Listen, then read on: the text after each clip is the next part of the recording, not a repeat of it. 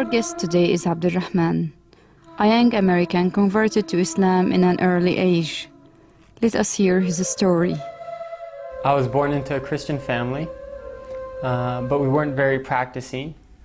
We would go to church just a few times a year for Christmas and Easter and the holidays. And God only existed on Sunday in church in my family and not outside the church. And many American families are like this. I've always been a very logical thinker, and when I was about 11 or 12 years old and I started thinking for myself, I asked myself, does God exist? And this question I felt was pushed on me by a clash between science and religion, or rationality and religion in America. And I think that tradition goes back to the Christian church in Europe. And there were always issues between the Catholic Church and science and advancement.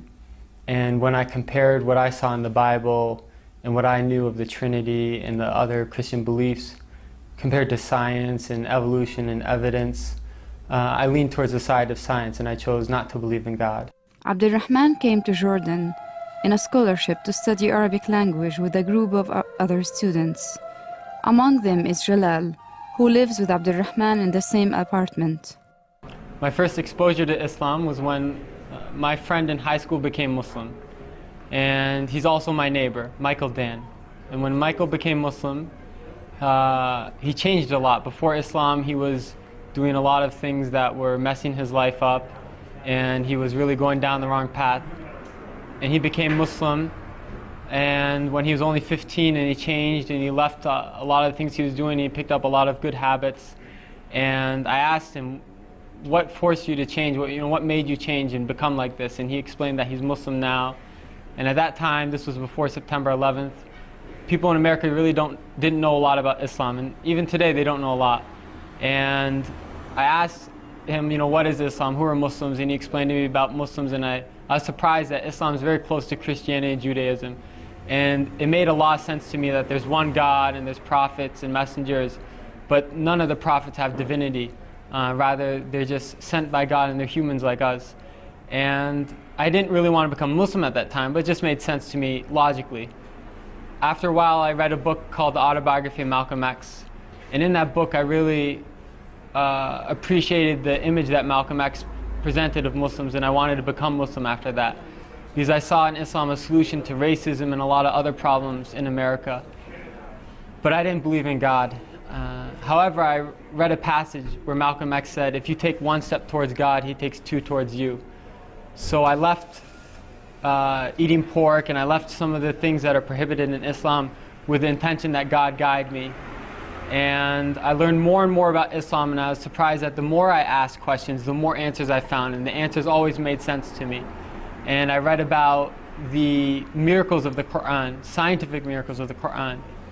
And they're many. I got to know Abdulrahman through a program funded by the State Department called the Critical Language Scholarship, in which we spent 2 months studying in an Arabic country, and it happens to be Amman, Jordan this year. And so this is where I got to know Abdulrahman first. I actually first met him at an orientation that we had in Washington, D.C. Several things that I think are very special about Abdulrahman was that, number one, he converted to Islam, but he converted with a knowledge of Islam. He's not a convert that doesn't know anything about Islam. He's one that's serious about studying Arabic. He recites the Quran on a regular basis. I always see him reciting the Quran before class. Usually in his free time, he'll be reciting the Quran. He does it very serious about how he pronounces the words, how he speaks, how he engages with everyone else. One thing I did also notice is that a lot of students are very interested about learning about Islam. They're interested to know, and then to know about Islam, and Abdulrahman is able to engage in a lot of dialogue. And so obviously Islam is a very important issue, especially among American students, and Abdulrahman, more so than I've seen many people, even many Muslims in the States, he's openly willing to engage in conversation. He's open if someone has a question about.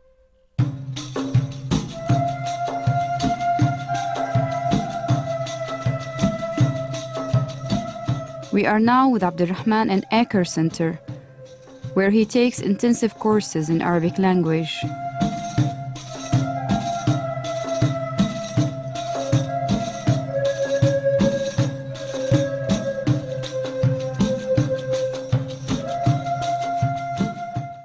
I'd like to add that Islam is the most beautiful thing in my life and the source of all goodness. It's a message that every soul finds tranquility with, and a sense of purpose and fulfillment and true happiness. And I encourage everyone to take a step towards God, and they'll find that God takes 2 steps towards them. Because this is a light from Allah. And any way you look at the light, it comes out to be true. And so if you ask questions and you prefer to look at it from science or from your soul or from people, go whichever way you want, and I'm sure that you will find that this is the message you've always been looking for.